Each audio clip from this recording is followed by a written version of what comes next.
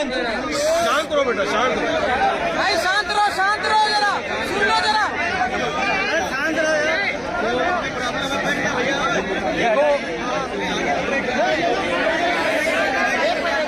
सबसे पहले तो मैं मीरा भाईंदर की जनता का बहुत बहुत शुक्रिया अदा करता हूं कि जिन्होंने एक विश्वास जताया कि मुंबई में हमारा एक भाई है वारिस पठान, जो हमारे साथ कांधे से कांधा मिलाकर खड़े रहेगा। अगर हम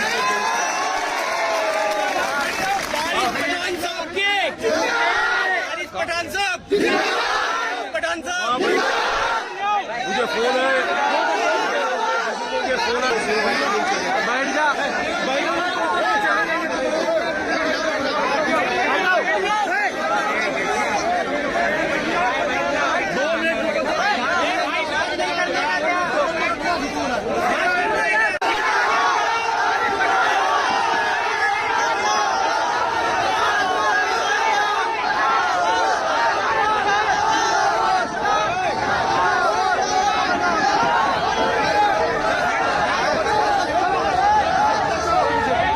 मीरा रोड आए, क्या आप बता सकते हैं मीरा भाईंदर में शांत माहौल रहे, आप आकर के यहाँ पर माहौल में और गर्मी लाने की भी बात हो रही है। दूसरी बात, आपको अगर इतनी हिमायत करनी है उनकी, तो जिनकी शिकायत नहीं हुई है पुलिस में, एफआईआर नहीं, वो दर्ज करवाते आप।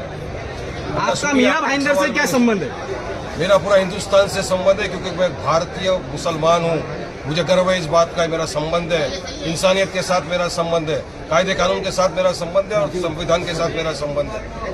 आज हम आए काशी मीरा में, हमने यहाँ पे डीसीपी जोन 1 चौहान साहब से मुलाकात करने के लिए हम आए हैं, क्योंकि आपने देखा 2-3 दिन पहले जो दाचुकपाड़ा के अंदर हुआ था, आपस में दो समुदाय के बीच में कुछ पार्किंग को लेकर हुआ था इश्यूज, उसमें दोनों पक्ष की तरफ से कंप्लेंट दी गई, मगर कुछ हमारे पास ऐसे फोन आया और इसी कंप्लेंट की गई थी हमारे पास के वारिस भाई एक तरफा कंप्लेंट ली जा रही है, एक तरफा लोगों को अरेस्ट किया जा रहा है। तकरीबन 9 लोगों को अब तक फायर करके अरेस्ट किया गया है और कुछ 40 के खिलाफ हथियार दिखाए गए हैं, जबकि दूसरी तरफ कोई चौपड़ लेके घूम रहा था, तलवार दिखा रहा था, उसके खिलाफ केस नहीं हो रहा। ये सारी काफ़ी चीज़ें थी। हमारे को स्थानिक लोगों ने फ़ोन किया, हमारी माँ बहनों ने फ़ोन किया, काफ़ी लोगों के फ़ोन आए, तो आज हमने कहा ठीक है हम आपके साथ चले गए। हमने डीसीपी साहब से बात की, डीसीपी साहब ने हमको आश्वासन दिया, हमारी तकरीबन पौना घंटा मीटिंग मुलाकात हुई उनसे। उन्होंने कहा वारिस भाई देखिए, हमने निष्पक्ष इंक्वायरी हम कर रहे हैं। हमने यही कहा कि सर संविधान इक्वलिटी की बात करता है, कायदे कानून का आप भी पालन करिए और निष्पक्ष तरह से इंक्वायरी करिए, जो भी गिल्टी है उसके खिलाफ आप कार्रवाई करिए। वायलेंस का हम कंडेम करते हैं, वायलेंस नहीं होना चाहिए, लेकिन कितने लोगों की रिक्शाएं तोड़ दी, उनका क्या, जिसने तोड़ा आप उसके खिलाफ केस करिए। आपने एक सब तरफ इंक्वायरी क्यों कर रहे हो? आप बीजेपी के कोई मंत्री यहाँ पे आके घूम रहे हैं, भड़काने की बात कर रहे हैं, सवाल आपको उनसे करना चाहिए कि आप क्यों घूम रहे हो एरिया के अंदर, भड़का रहे हो पूरी पब्लिक के पास जाकर, सवाल उनसे करो। क्यों उधर जाके धमकाया जा रहा है? क्यों मस्जिद के पास जाके खड़े होकर बोला जा रहा है कि 2 दिन के अंदर मस्जिद को तोड़ दो? क्यों महाराष्ट्र का मीरा रोड का वातावरण खराब करने की बात कर रहे हैं वो लोग? ऐसे लोगों को रोकना चाहिए ना, अगर उनको नहीं रोकेंगे तो वातावरण खराब होगा। और आप बोले हम तो आए ना, हम तो किसी को भड़का नहीं रहे, हम तो बात करने हैं कि साहब न्याय और इंसाफ करिए। जिन लोगों ने तलवार दिखाई, चौपड़ दिखाया, जिनके वीडियो वायरल है, उनको भी अरेस्ट करिए, उनके खिलाफ भी केस करिए। डीसीपी साहब ने हमको आश्वासन दिया है और कहा है वारिस भाई बिल्कुल हम उनके खिलाफ कंप्लेंट ले रहे हैं, उनको बुलाएंगे, अरेस्ट करेंगे और जो भी कानूनी कार्रवाई होगी निष्पक्ष कार्रवाई होगी। हमने कहा निष्पक्ष कार्रवाई नहीं करेंगे तो साहब फिर हम कोर्ट में भी जा सकते। हम तो कायदे कानून का सम्मान करते हैं। हम बीजेपी की वाले को इधर रास्ते पे उतरे के दादागिरी धांधली तो नहीं कर रहे ना, उनको रोकिए। और इस तरह से जो आके यहाँ पे डरा रहे, धमका रहे, घरों के अंदर खाली करो, बांग्लादेशी है, बोला सर ये बिल्कुल डराने धमकाने वाली बात है, इनके खिलाफ सख्त कार्रवाई की जाए और इनको हिरासत में लिया जाए। डीसीपी साहब ने सुना, उन्होंने कहा बिल्कुल अगर कोई भी इस तरह की धमकी देगा, आओ मेरे पास कंप्लेंट करो, इमीडिएटली हम एक्शन लेंगे उनके खिलाफ। लेकिन एक बात बताइए, इस तरह से अगर बाहर के नेता आकर यहाँ पर अपनी राजनीति करेंगे तो माहौल बिगड़ने का ज्यादा चांस है। आपको कौन बोला मैं बाहर का हूँ? नहीं, मीरा भाईंदर से नहीं है आप। नहीं, एक मिनट एक बात बताइए, यहाँ के हालात आप नहीं जानते, यहाँ के हालात आप नहीं वारिस भाई कल किरीट सोमैया आए, माहौल खराब हुआ, हिंदू एंगल गया, आज वारिस पठान आए, मुस्लिम एंगल जा रहा, तो क्या माहौल शांत होने वाला? ये सवाल ये बनता है। माहौल खराब किए, लेकिन वारिस पठान ने आके संविधान को लेकर आया, हक न्याय इंसाफ की बात किया, रूल ऑफ लॉ की बात किया, कायदे कानून की बात किया। मैं उनकी तरह एरिया में जाके घुमा नहीं डंडा वंडा लेके, मैं किसी को लेके चाहता तो वो अगर 300 लोग को लेके घूमे, मैं 5000 लोग को लेके घूमता, लेकिन मैं कायदे कानून का सम्मान करता हूँ, पालन करता हूँ संविधान का। इसलिए हम आए डीसीपी से मिलने के लिए, मेरा मौलिक अधिकार है, मैं चाहूँ तो मिलूँ। और यहाँ के लोगों ने मुझे बताया, आप कौन होते मुझे बोलने वाले, आप बाहरी हो? अरे यहाँ का हूँ मैं, बिल्कुल भारतीय हूँ, भारत का रहवासी हूँ, कहीं भी जा सकता हूँ पूरे भारत में, जहाँ भी मजलूम मुझे आवाज देगा मैं पहुंचूंगा वहाँ।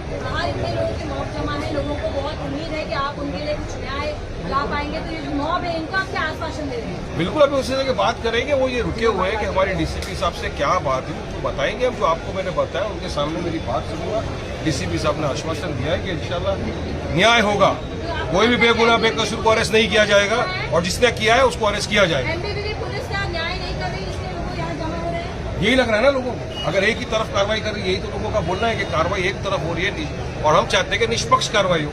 हमारा ये बोलना है कि आप कार्रवाई दोनों पक्ष की खिलाफ बराबर करो, एक ही को आप टारगेट मत करो, दोनों की तरफ कर दो। उन्होंने कहा ठीक है, बिल्कुल हम कंप्लेंट लेंगे और एफआईआर दर्ज करेंगे, और जो भी इन्वॉल्व था हमने वीडियो दिखाए जिसमें चौपड़ लेके घूम रहे हैं, एक दो नाम बताया जिनका नाम लोगों ने बताया वहाँ पे, उनके खिलाफ भी कार्रवाई होगी। पुलिस प्रशासन यहाँ बड़े नेताओं की सुरक्षा रक्षा में ही लगे हैं, तो वो कब तफ्तीश करेगी, वो कब इंक्वायरी करेगी? इस तरीके से अगर सब बड़े नेता आएंगे तो उनकी तो ड्यूटी बन जाती है कि आप लोगों को पहले प्रोटेक्शन दे।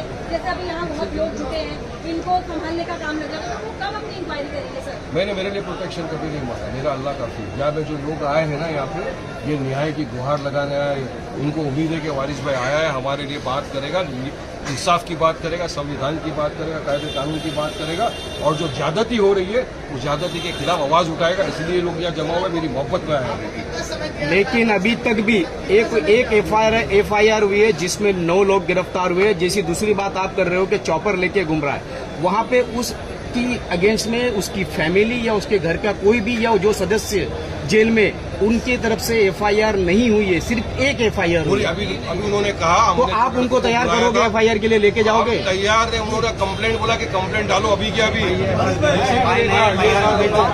इन्होंने एफआईआर करने की बात, एफआईआर करेंगे और डीसीपी इंक्वायरी करके अरेस्ट करेंगे। लगभग 31 रिक्शा तोड़ी गई है पुलिस के रिकॉर्ड के हिसाब से। एफआईआर की कब तक आश्वासन मिलेगा? अभी बोला इनको कंप्लेंट बना के दो। सर ने मुझे आश्वासन दिया है कि आप कंप्लेन कीजिए, मैं एफआईआर रजिस्टर करूंगा। मैं आपको बताऊं, अभी तक हमारे ऊपर एफआईआर हो रही थी, एक तरफा कार्रवाई थी, लेकिन वारिस पठान के यहाँ पे आने से अभी कार्रवाई उनकी तरफ भी होगी। हमको ये आश्वासन मिला है, हमको ये भाई का सपोर्ट मिला है। अभी एक बात बताइए, ये जो माहौल, एक मिनट वारिस पठान जी, एक बात, अभी आप यहाँ पर आए, आपके समर्थन में इतने लोग आए। इनका जवाब दो। अगर मीरा भाईंदर में कोई मुस्लिम नेता होता तो 4 दिन से लफड़ा चला, अभी तक क्यों नेता नहीं आया? हमारे महाराष्ट्र में आए, हमारे खिलाफ बोलने ही आए, और हमारे खिलाफ ही बोले, और हम लोग को बांग्लादेशी बोले। मतलब जितने बड़े नेता है ना यहाँ पर सब बांग्लादेशी। अरे एक बोलो, एक कोई मुस्लिम नेता नहीं है। हम आपसे सवाल यही करें कि यहाँ पे जो नेता आ रहे हैं वो हिंदू नेता आ रहे हैं, मुस्लिम नेता आ रहे हैं, क्या यही हो रहा है? आप मुस्लिम नेता इस वक्त यहाँ पे? मैं आपको संविधान की बात कर रहा हूँ, सेकुलरिज्म की बात कर रहा हूँ, कायदे कानून की बात कर रहा हूँ, लोकतंत्र की बात कर रहा हूँ। संविधान में कोई किसी ने बोला कि मुसलमान के लिए नहीं आए, हिंदू के लिए नहीं हमारे लिए नेता आए, बन जो के भी है, नहीं आए, अगर समझ लो, हमारे भाई बन के आए, वो सुनो, किसी भी हमारी पक्ष हिम्मत के बन के आए, खिलाफ, ये हमारे भाई हैं। एक बोलो यार। किसी भी पक्ष के खिलाफ अगर अन्याय होगा तो वारिस पठान खड़ा रहता था, खड़ा रहेगा। आज यह अन्याय हो रहा है जिस पक्ष की उनके साथ खड़ा हूँ, मैं आया हूँ इसीलिए। ये पक्ष के लिए आप क्यों ऐसा कर रहे हो? एक ही तरफा इंक्वायरी आप क्यों कर रहे तो हो? आपने लव जिहाद के एंगल को क्या रूप देगा? आप जो लव जिहाद का एंगल दिया जा रहा है लव उसका जिहाद मैडम बोगस है, वैसा कोई है ही नहीं। इनके बीजेपी के मंत्री ने पार्लियामेंट में खड़े रह के बोला है कि लव जिहाद नाम का कोई है ही नहीं।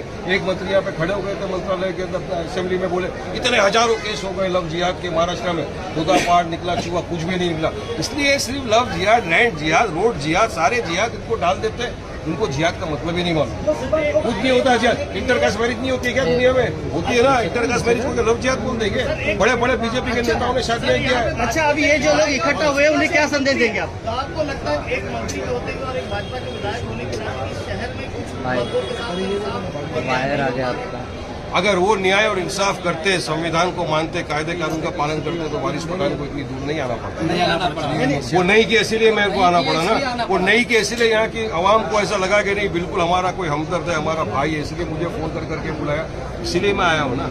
इंसानियत का भी तकाजा, इंसानियत का बिना तो हम सिर्फ सियासत पैसों के लिए नहीं करते, हम सियासत लोगों की मदद करने के लिए करते, इसीलिए मजलिस इत्तेहाद मुस्लिमीन फेमस है। अच्छा, ये लोगों का अभी संदेश क्या देगा? लोग जब मारने आते हैं उसके बारे में क्या कहना चाहेंगे कि एक समुदाय के लोग दूसरे समुदाय को मारने आते हैं, इस विषय को लेकर कोई भी समुदाय का इंसान दूसरे समुदाय को अगर मारने आए तो गलत है। मैं वायलेंस का हमेशा से कंडेम करता हूँ, करता रहूँगा। किसी को कायदा कानून हाथ में लेने का अधिकार नहीं है, पुलिस को कार्रवाई करनी चाहिए। लेकिन अगर कोई मारने आ रहा है, उसको कोई मार रहा है या आपस के अंदर भिड़ रहे तो निष्पक्ष कार्रवाई होनी चाहिए, दोनों पक्ष के खिलाफ कार्रवाई होनी चाहिए, बस इतना।